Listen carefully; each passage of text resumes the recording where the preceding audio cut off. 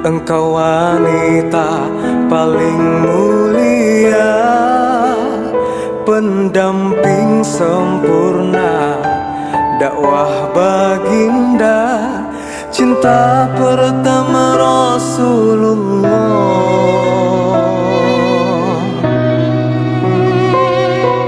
Sungguh indah akhlakmu, engkaulah istri paling setia. Saat semuanya ingkar, engkau berikrar, penyejuk hati Rasulullah.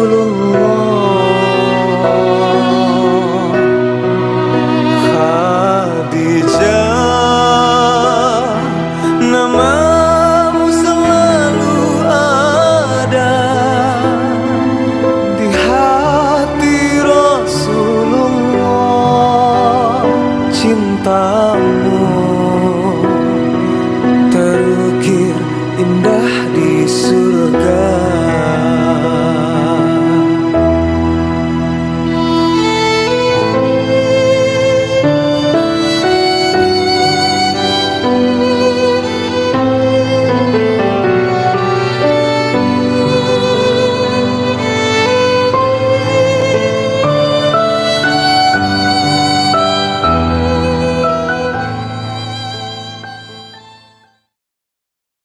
Bismillahirrahmanirrahim. Assalamualaikum warahmatullahi wabarakatuh. Alhamdulillah, salatan wa salaman ala rasulillah wa ala alihi wa sahbihi wa mawadah wa ba'du. Alhamdulillah, pada kesempatan kali ini kita kembali berjumpa melalui channel YouTube Wahdantur Dunia. Sekalipun melalui media ini, mudah-mudahan apa yang dijadikan sarana untuk mendapatkan pahala kepada Allah Subhanahu wa taala, mudah-mudahan senantiasa dikabulkan oleh Allah Subhanahu wa taala. Hari ini kita akan melanjutkan kembali terhadap kajian dari Manaqib Sayyidatuna Khadijah Al-Kubra. Bagian yang kedua adalah lanjutan tentang bagaimana cerita kisah kemuliaan Ibunda Khadijah radhiyallahu anha. Ketika Rasulullah Sallallahu Alaihi Wasallam di pertemuan sebelumnya dikatakan bahwa Sayyidah Khadijah mengutus saudari sepupunya yang bernama Nafisah binti Umayyah agar menyampaikan pesannya bahwa keinginan Khadijah untuk menikah dengan Rasulullah Sallallahu Alaihi Wasallam. Kemudian terjadilah cerita setelah itu bahwa Abu Talib datang ke rumah Warakah bin Naufal, keluarga Khadijah, untuk menyampaikan pesan tersebut dan persetujuannya. Terjadilah dialog antara Warakah bin Naufal dengan paman beliau Abu Talib terhadap khitbah atau lamaran yang dilakukan oleh keluarga dari baginda Rasul Sallallahu Alaihi Wasallam datang kepada Khadijah Al-Kubra. Lalu berkatalah Warakah kepada Abu Talib, "Thumma qama Warakatu ibnu Naufal, faqala alhamdulillahilladzi ja'alana kama dzakarta wa fassalana ala ma a'datta, fa nahnu sadatil Arab wa qadatuha wa antum ahlu dzalika kulliha, la tunkirul asiratu fadlakum wa la yaruddu ahadun minan nas fakhrakum wa syarfakum wa qad ragibna fil ittisal bihablikum fashhadu alayya ya ma'sara Quraisyin bi anni qad jawwaztu Khadijah binti Khuwailid min Muhammad ibni Abdullah ala 400 dinarin." Warakah bin Naufal menyambut kedatangan Abu Talib, dan apa yang dikatakan Abu Talib dibalas atau dijawab oleh Warakah bin Naufal dengan ucapan, "Segala puji bagi Allah yang menjadikan kami sebagaimana yang engkau paparkan, bahwa kami adalah termasuk orang-orang yang mulia, yang tidak ada satu orang Arab pun mengingkari kondisi itu. Maka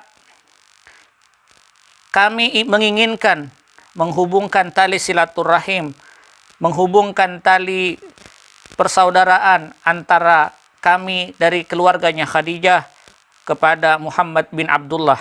Maka saksikanlah wahai orang-orang Quraisy, hari ini akan kunikahkan Khadijah binti Khuwailid dengan Muhammad bin Abdullah dengan mahar yang kami minta sebanyak arba'ami'ati dinarin, yaitu Warakah bin Naufal menawarkan kepada Abu Talib sebanyak 400 dinar. Berapakah 400 dinar? Lalu akhirnya summa sakata, diamlah Abu Talib terhadap permintaan daripada Warakah bin Naufal. Faqala Abu Talib mengatakan, qad ajabtu ayyashkuraka ammuha. Maka Abu Talib mengatakan bahwa dalam persetujuannya untuk menyambung tali persaudaraan ini, maka kata Abu Talib, ishadu ya ma'sara Quraisy anni qad angkahtu Muhammad bin Abdullah Khadijah binti Khuwailid. Hari ini akan kunikahkan Muhammad bin Abdullah bersama Khadijah binti Khuwailid. Lalu berapa lamaran, berapa mahar yang diberikan oleh Rasulullah sallallahu alaihi wasallam kepada Khadijatul Kubra radhiyallahu anha? Diceritakan, diilustrasikan di dalam sebuah hadis, dikatakan bahwa mahar Nabi Muhammad sallallahu alaihi wasallam yang diberikan kepada Khadijah terbagi dua. Ada yang disebut dengan mahar, ada yang disebut dengan hadiah atau pemberian. Ada dua. Yang pertama mahar baginda Rasulullah sallallahu alaihi wasallam. Diceritakan wa asdaquha isrina baqarata saniyah, bahwa Nabi memberikan kepada Khadijah sebanyak 20 ekor unta muda. Kalau kita ilustrasikan 20 ekor muda sama dengan 20, andai kata unta itu kita hargakan dengan 15 juta, berarti mahar Nabi sebanyak 20 dikali 15 juta, sama dengan 300 juta. Kemudian Nabi memberikan wakila ithna asara uqiyatan. Nabi memberikan kurang lebih 12 uqiyah. Berapa 12 uqiyah? Satu uqiyah sama dengan 31,45 gram emas. Kalau 31,45 gram emas satu uqiyah, berarti dikali 12. Maka kalau kita lihat 12 dikali 31,45, kita akan mendapatkan hasil kurang lebih 377,4 gram emas. Maka Nabi memberikan kepada Khadijah kurang lebih 377,4 gram emas. Kalau dikalkulasikan dengan duit rupiah, maka 377,4 gram emas dikali 800.000 rupiah dengan harga emas sekarang, maka total akan dijumlahkan sebanyak 301.920.000. Sehingga kalau dikalkulasikan 301.920.000 didapat daripada emas atau 12 uqiyah ditambah dengan 20 ekor unta, maka total mahar yang diberikan oleh Rasulullah kepada Khadijah sebanyak 601.920.000 rupiah. Luar biasa. Kalau kita melihat dengan bilangan ini, tidak mungkin Rasulullah rasanya dalam kondisi tidak memiliki kekayaan. Artinya, kalau kita bicara terhadap konsep kenabian, Nabi Muhammad dikenal orang kaya, Nabi Muhammad dikenal seorang pemimpin, Nabi Muhammad juga dikenal seorang rakyat, Nabi Muhammad juga dikenal sebagai saudagar, Nabi Muhammad sallallahu alaihi wasallam dikenal dengan orang yang tidak memiliki apa-apa. Maka seluruh ilustrasi kehidupan pernah dirasakan oleh Nabi Muhammad sallallahu alaihi wasallam.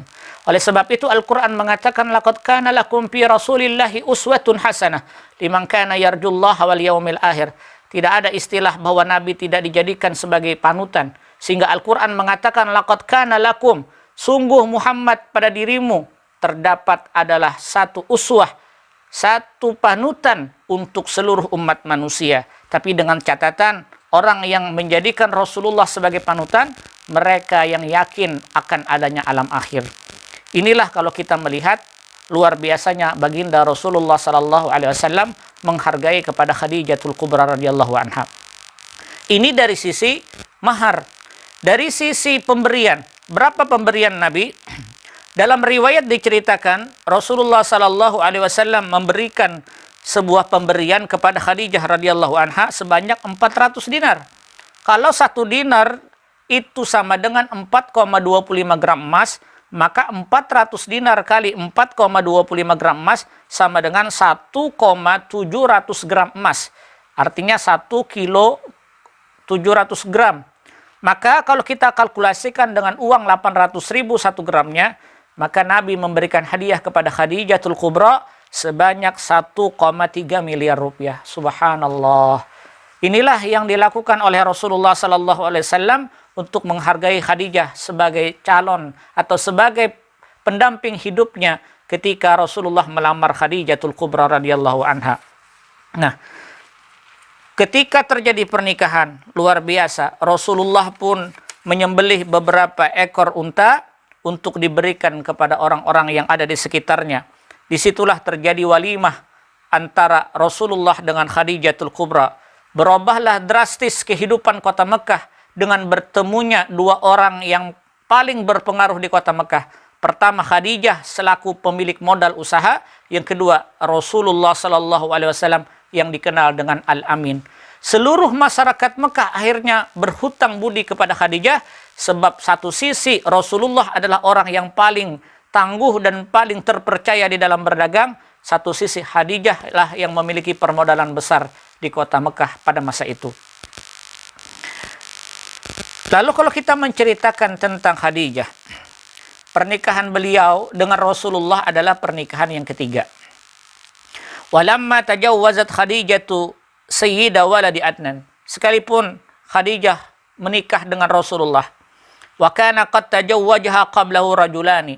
Khadijah pernah dinikahi oleh dua orang laki-laki pada masa lampaunya. Artinya Khadijah sudah menikah dua kali. Yang pertama yang bernama Abu Halah ibnu Zarrah min Bani Adi. Dulu ketika Khadijah berumur 15 tahun, di masa Nabi baru masih lahir, ketika Nabi masa lahir pada masa kecilnya, Khadijah di umur 15 tahun dilamar oleh seorang pemuda bernama Abu Halah. Abu Halah bin Zarrah min Bani Adi, beliau melamar Khadijah. Tapi sayang nasib Khadijah, Abu Halah meninggal dunia pada masa setelah mendapatkan seorang putra bernama Hindun. Hindun sekalipun nama perempuan, tetapi Hindun di sini maksudnya adalah seorang laki-laki. Anak pertama daripada Khadijatul Kubra dari Abu Halah adalah seorang laki-laki.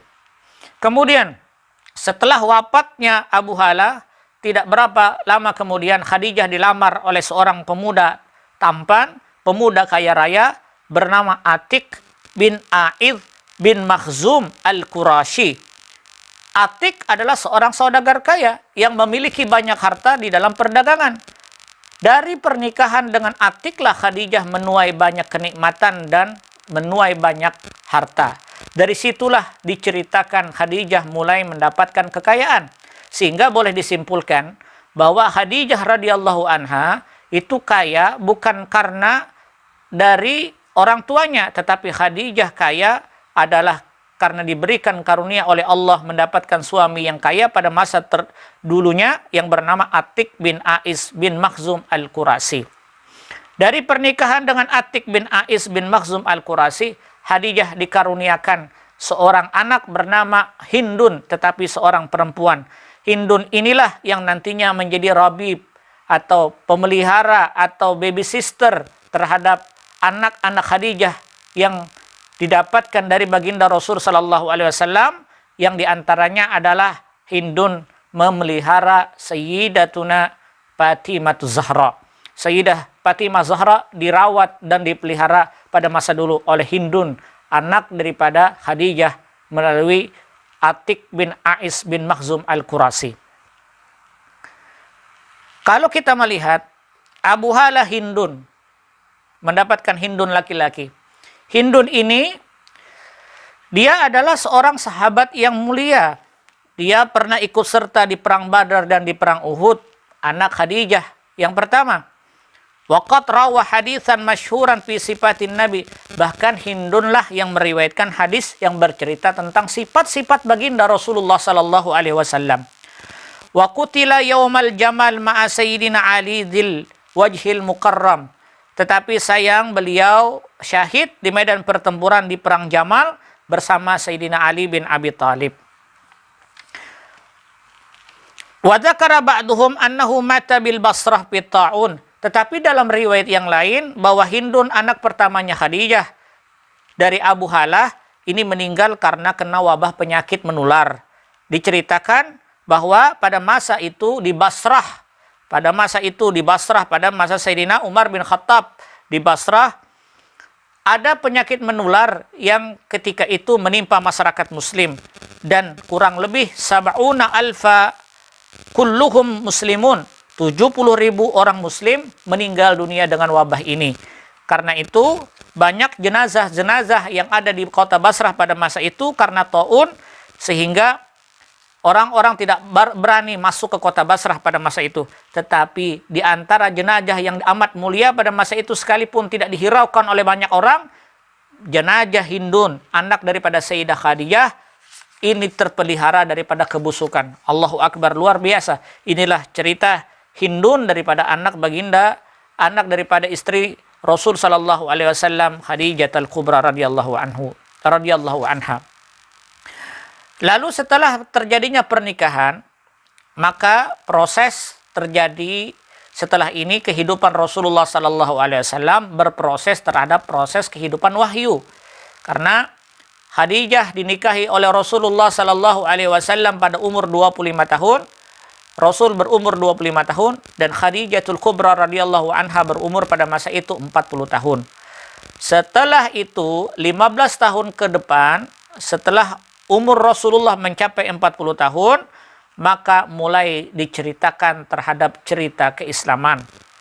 Fa'lam anna awwala ma budi'a bihi Rasulullah minan nubuwah allati tafaddala biha alaihi maulah. Sekalipun umur 40 tahun Nabi diangkat menjadi Rasul, tapi sebelum-sebelumnya Nabi sering bermimpi terhadap kenabian. Jibril datang setiap hari untuk bertemu di dalam mimpi baginda Rasulullah sallallahu alaihi wasallam. Bahkan annahu kana la yamurru bi sajaratin wala hajarin illa qala assalamu alayka ya Rasulullah. Bahkan tidak sedikit riwayat di masa-masa pernikahan dengan Khadijah radhiyallahu anha banyak muncul irhasat-irhasat. Di antaranya pada masa itu tidak ada batu dan pepohonan yang dilintasi oleh Rasulullah sallallahu alaihi wasallam kecuali mengatakan assalamu alayka ya Rasulullah, dan itu sudah disaksikan oleh Khadijah ketika beliau menikah bersama Rasulullah sallallahu alaihi wasallam dan pada masa sebelum Nabi mencapai umur 40 tahun.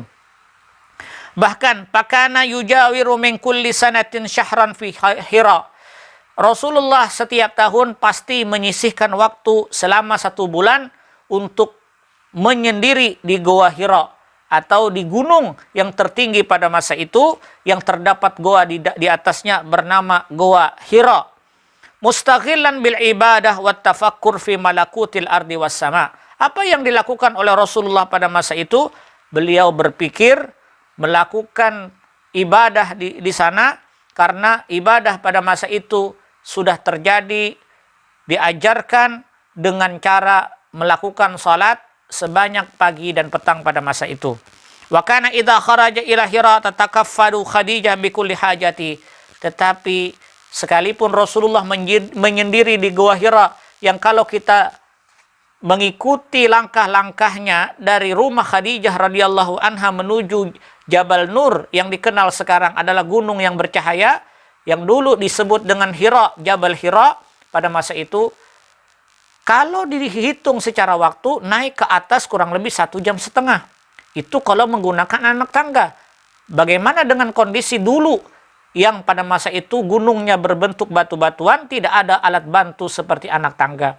Khadijah radhiyallahu anha, beliau setiap hari datang ke gua untuk mengantarkan seluruh keperluan yang dilakukan oleh Rasulullah sallallahu alaihi wasallam di dalam gua tersebut, baik makanan atau minuman atau sesuatu yang memudahkannya.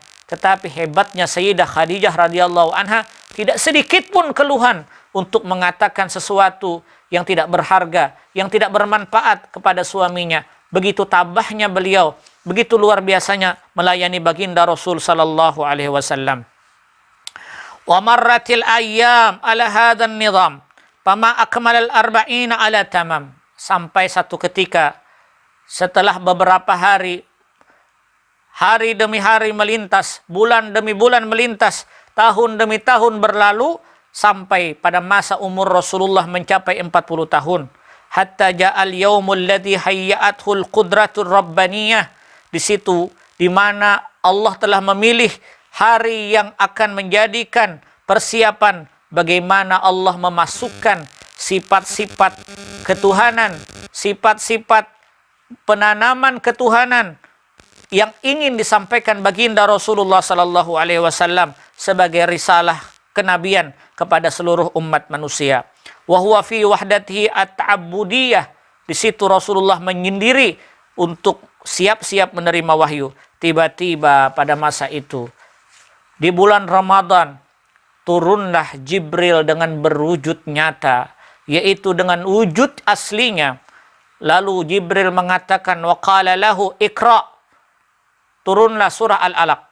Jibril mengatakan kepada Rasulullah, iqra, bacalah wahai Muhammad. Faqala ma ana biqari'in. Nabi menjawab, ma ana biqari'in walastu min jumlatil qura. Aku bukan orang-orang yang pandai untuk membaca, kata Rasulullah sallallahu alaihi wasallam. Berkali-kali Jibril mengatakan demikian sampai Nabi terlihat seperti ketakutan dan kedinginan. Selesai daripada ujian yang dihadapi baginda Rasulullah sallallahu alaihi wasallam ini, maka pada masa itu Rasulullah pulang ke rumah Khadijah radhiyallahu anha dengan kondisi sangat ketakutan. Wa fuadu yarjufu min haulin ma ra'ahu. Hati beliau pada masa itu sangatlah takut karena melihat sesuatu yang belum pernah disaksikan dengan mata kepala sendiri. Walaqad kada yankhali'u laula tathbitu maulah. Andai kata bukan karena ditetapkan oleh Allah Subhanahu wa taala hati Nabi, mungkin pada masa itu Rasulullah sudah sangat ketakutan dan sangat tidak inginlah kembali lagi ke Jabal Nur pada masa itu. Waqala, sesampai di rumah Rasulullah mengatakan kepada istri beliau, zammiluni, zammiluni, fazamalathu. Rasulullah kedinginan dan meminta agar beliau diselimuti. Dan Khadijah pun datang dengan membawa selimut untuk menyelimuti baginda Rasulullah sallallahu alaihi wasallam. Inilah yang terjadi pada masa itu.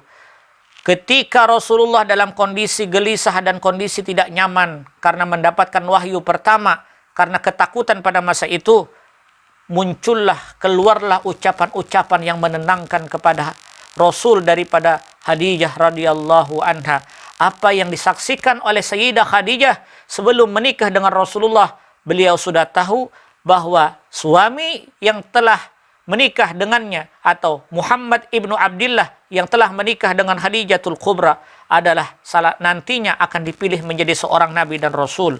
Beliau mengatakan kepada Rasulullah sallallahu alaihi wasallam, "Waqad akhbarani nasihun." Dulu sebelum aku menikah dengan engkau wahai Muhammad sallallahu alaihi wasallam,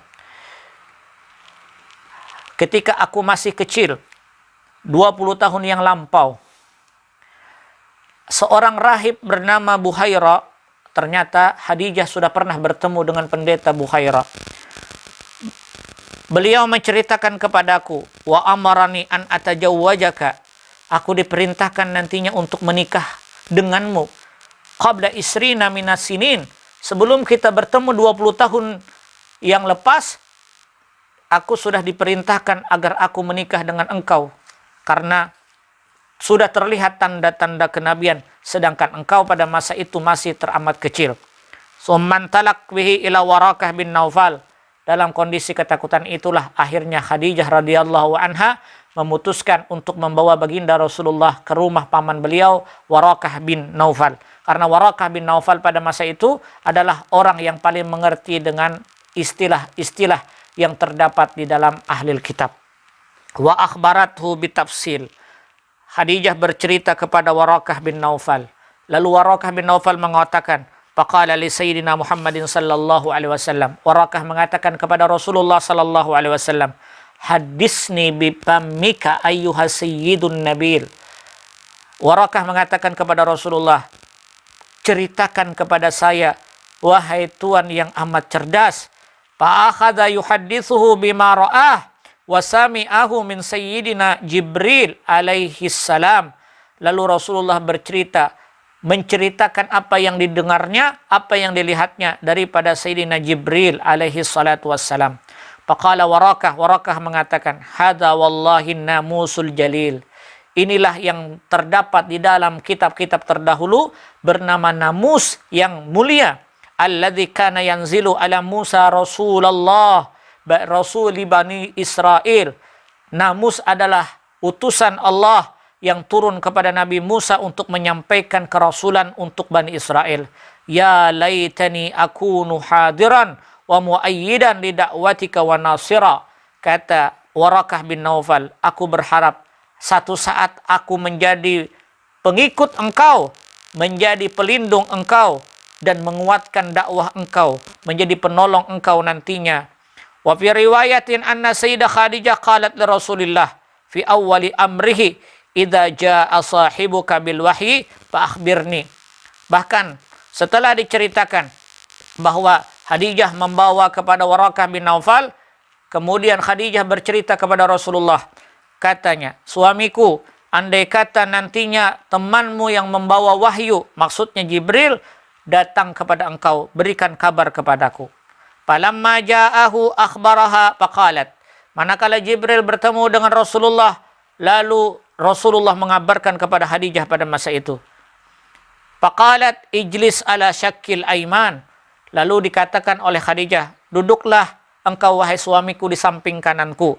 Fajalasa. Lalu Rasulullah duduk di samping kanannya Khadijah. Faqalat atarahul an.